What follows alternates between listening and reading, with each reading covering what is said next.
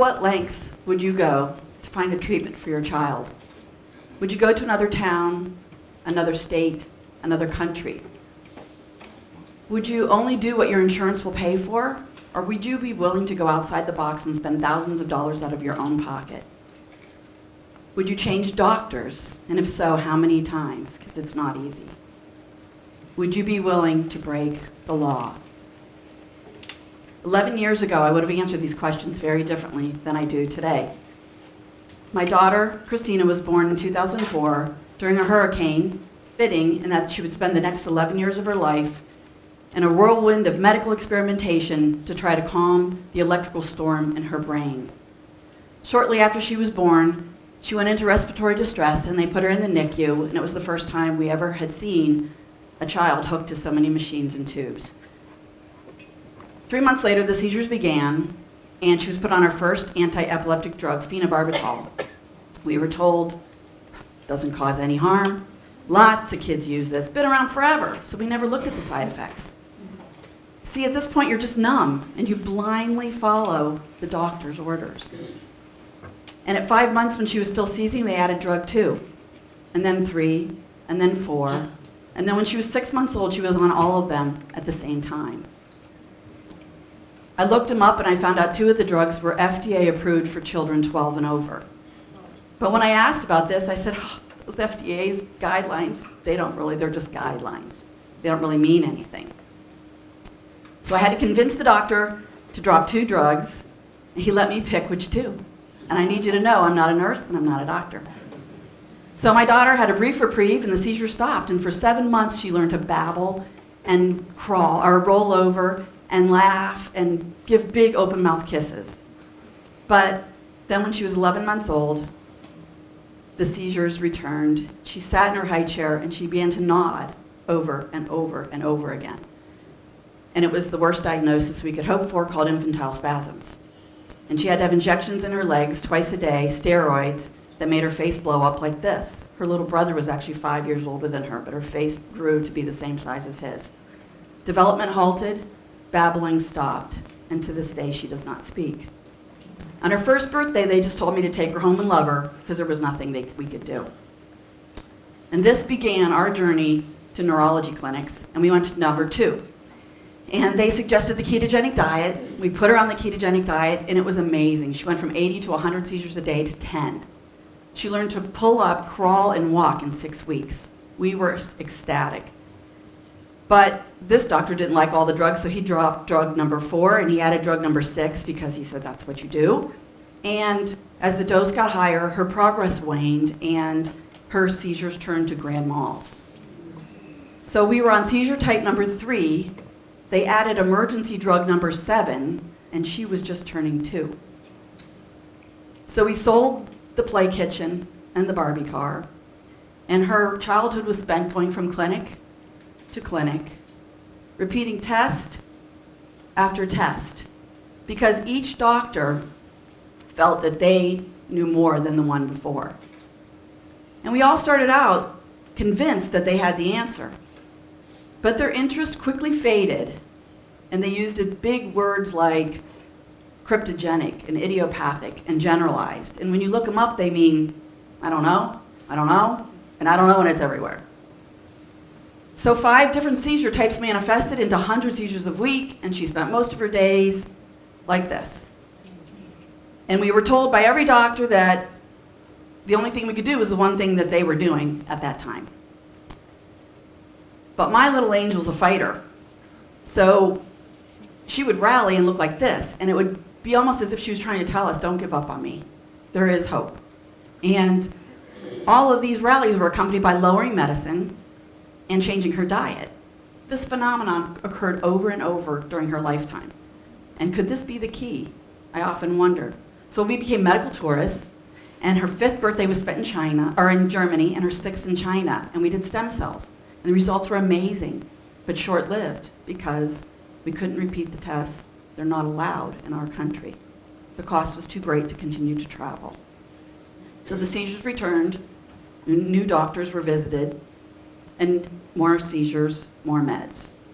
So one of them even said, let's do a drug that's not FDA approved, And he gave me a prescription and told me to mail it to another country, and drugs showed up on my doorstep. And then we went to doctor number 6, who said, let's do surgery. And for the next 12 months, we did a series of 3 brain surgeries. And each one, they took more of her brain in an attempt to eradicate the seizures. And she surprised us, and she walked out of the hospital after the first 2 surgeries with no loss of skills. But the third one was a total failure. The seizures had spread to new places, and I was heartbroken. Because my daughter had to relearn to walk and eat again for the 3rd time in 1 year, but now she only had half her brain. Oh. But again, she's very determined. And 7 months later, she walked into the doctor's office holding my hand from the parking lot all the way up to the office. She was absolutely glowing. But the pesky seizures were still there. So drug number 16 was tried. She was 9, and she went downhill fast. And she lost the ability to swallow, chew, walk, poop, and even pee. And she laid like this, which we now call the praying mantis. A dear friend of mine nicknamed this praying mantis position. We had to have a feeding tube inserted and hips put in her, or pins in her hips to hold her bones in place. And as I sat in the doctor's office in tears, reviewing everything that we've done in the first 9 years of her life, 16 different drugs, 1,000 side effects, and all of these things. And he looked at me and he said, do you believe in God? Because I think that's all you have left.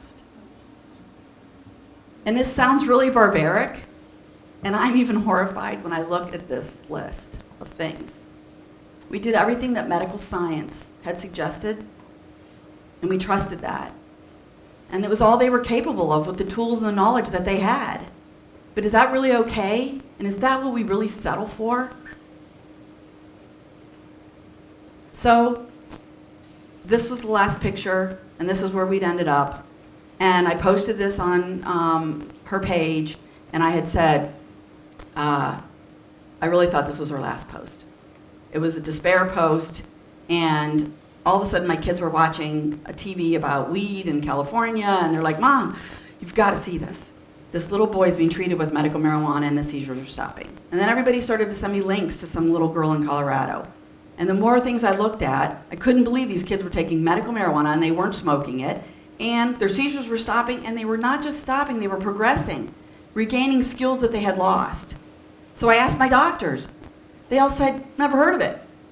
In fact, what they said was, there's no evidence, no scientific evidence that that works, and there's no double-blind studies, therefore it is not a valid treatment. And what I said was, there was no double-blind studies when you gave her 2, 3, 4, 5 medicines as a baby, and all the other children that they're doing this to. But this seems to be standard practice in our medical community today. So I found somebody with a medical card in a legal state, and I got a sample, and I gave it to her secretly. I didn't want anybody to know. I'd become the wacky lady with all these things I had tried, and so I didn't want people to know. And after 5 days, she stopped seizing. In 20 days, she sat up. And then 30 days, she started eating again. In 180 days, she had a 90% reduction in seizures and had regained all of her bodily functions again. But I ran out. And so I thought pot was pot. Must be everywhere. That's what everyone says. It's on every street corner. So I went looking. And I found myself meeting strangers in parking lots to acquire medicine. And I'm in an illegal state. So I thought this was crazy. I'm a businesswoman. I'm a mom. And this is crazy. And sadly, it's happening all over America today. And I was too afraid to give it to her when I got it, so I went online and I found a test kit. So I actually could test whether it was THC, CBD, which I knew from my little trial that I needed CBD and some THC, but I didn't need recreational THC. I needed a combination of things. And so I couldn't find any CBD. There was no CBD in anything I tested. I became obsessed with finding something with CBD in it. My kids nicknamed me the chemist. My kitchen was used to test weed samples, and I no longer baked cookies. And I'm sure they're laughing too, but so anyway, I went on Facebook and I researched and I joined groups and I found out that there were success stories all over the world coming in. Not just for seizures, not just for CBD, but on the whole plant and on over 40 illnesses listed. I know you can't read that, but it's over 40 illnesses are listed on that chart. And it's all of the plant and all of the compounds. How could I miss this? And I don't know, why did no one tell me? 5 states had passed medical marijuana laws. And so I thought, well, I'll just call somebody and have them mail it to me. Because remember, drugs were mailed to me from another country. That was okay. So I called and they go, oh, no, we can't do that. It's federally illegal for us to mail that to you, and you have to be a resident of this state to get it. I thought that was crazy. So Colorado had gone recreational at the time. I thought I'll just fly there because pot is pot. Maybe their pot's different than ours, and I could go get it myself. So I flew to Colorado. I went to 3 cities, 8 dispensaries, asking for this CBD stuff, and no one had any. And they said, boy, there's a lot of parents coming in asking for that. And I went home empty-handed, except for a 12-day sample someone gave me, and she was seizure-free 8 of the 12 days. I had no more. But I now have to move my family and become a medical refugee, like everyone I was reading about. So my state was gearing up for a vote, and I started to speak around the state with some moms, and we became known as the Canna Moms. And we spoke a lot, and someone heard us talk, and an organization sponsored us to take our children to a legal state, see a doctor, get a recommendation, and have safe tested oils, all donated by these people. And so we went, and the first 2 oils didn't really work very much, but the second one, 10 days, and then 30 and 60, and she went 101 days without a visible seizure. All of her bodily functions, she was eating 3 meals a day. I just wanted to shout from the rooftops. It was so exciting, and our vote didn't pass. So at this point, I went to the sheriff, and I told him. I did news interviews. I came out of the closet because I thought if I was honest and I told everybody, they would all listen and change the world for me. And I went to the subcommittee meetings, and I testified in front of the Senate, and I showed them her pictures. The most time they gave me was 30 seconds. Everything stalled, nothing passed, and I found myself totally exposed that I had broken the law and was continuing to do so. So I have an arrest plan on my refrigerator so my children know who to call if something happens to mom, because this is happening all over our country. We don't have the soccer schedule, we have the arrest plan. And I would rather be judged by 12 jurors than have my daughter carried by 6 pallbearers. So I'm not a conventional mom. I don't go to coffee club, and I don't join the book club. So I follow national organizations like this, and I began work with Divergent Medical Enterprises, which is a consulting firm, and my daughter is a member of the National Cannabis Patients Wall with 18,000 other faces of need. I collaborate daily with parents from the UK, Denmark, Australia, and states all over this country, and we all struggle daily because we have no regulation, no testing, no structure, and access and control is a constant challenge. I don't understand why the government isn't rushing to change things for us. Do they not read and see what we are seeing? And the more I learned, the more frustrated, angry, and even disgusted I started to become, and so should you. The history of cannabis in our country dates back to the 1800s. And in the early 1900s, it was the most prescribed medicine, and it was produced by companies like Eli Lilly and Parker Davis. In 1937, the AMA came out with a statement that says they don't see any harm in cannabis. The same year, the government passed prohibition. In 1970, the Controlled Substances Act said it's the most dangerous drug. But in 1976, the government created the Investigational New Drug Research Compassionate Research Project and gave patients 9 pounds of cannabis a year, government grown. And then in 1988, the DEA said it's safe and it would be arbitrary and capricious for the DEA to stand in the way. But in 1989, so many people applied for the research program, they shut it down because they didn't want to do it. And then in 2004, the US government, there's a patent that was taken out. This sounds exciting. To treat use of cannabis to treat neurodegenerative diseases, which my daughter has. And the patent owner is the government, and they've sat on it ever since, and that's the year she was born. And in September 2nd, just last month, our new DEA chief said If we could come up with a medical use, that would be great, but we have not. What is it? I mean, come on, this is like, I get dizzy every time I read the slides. So what happened to the research project? It must have been a failure, right? Because you never heard about it? Wrong. Meet Irv. Irv still gets marijuana cigarettes. He's a stockbroker. They come in the mail every month for 33 years, paid for by your tax dollars and grown by the government. There's 4 patients left alive today that still get their cannabis. So in 1 year, we saw this, from pharmaceuticals to this on cannabis. Maybe Mr. DEA needs to meet Christina, because this is a double standard and it's outright hypocrisy. I can go to another state or another country and I'm a medical tourist, but if I go to another state, I'm a drug trafficker. We could be sitting on one of the greatest discoveries of our lifetime, and the doctors and the researchers' hands are tied because of our antiquated laws, and they cannot have access to research and study. Politicians have become pseudo-physicians and medical experts, deciding with the stroke of a pen which illness gets treated and which one doesn't, determining which illness is worthy and who goes to treatment and who goes to jail based on the state you live in. So this chart was recently put out, and everything in orange says you can have one part of the plant and you can have one illness, maybe 2. My state says 4, but everything in purple, wow, you're lucky. You get to use the whole plant, and you get between 5 and 37 illnesses. And if you're in white, you're going to jail. So basically, are we the United States or the divided states? There's nothing at all. This is all one big contradiction. So I want to tell you how Christina is today. So let's get back onto her. So 22 months on cannabis, Christina is doing fantastic. So her eyes are bright.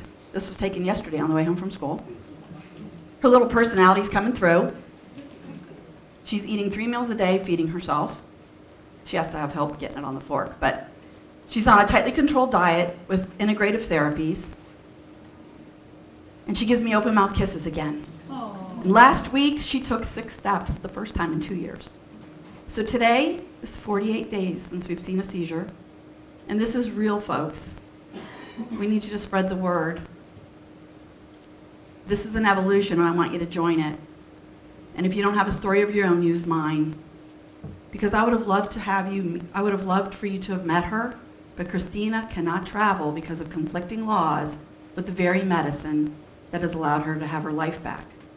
One day, it could be the person sitting next to you in the audience, or yourself, or your child that would need access to medical cannabis. And no one should have to choose between legally suffering and illegally healing. Thank you.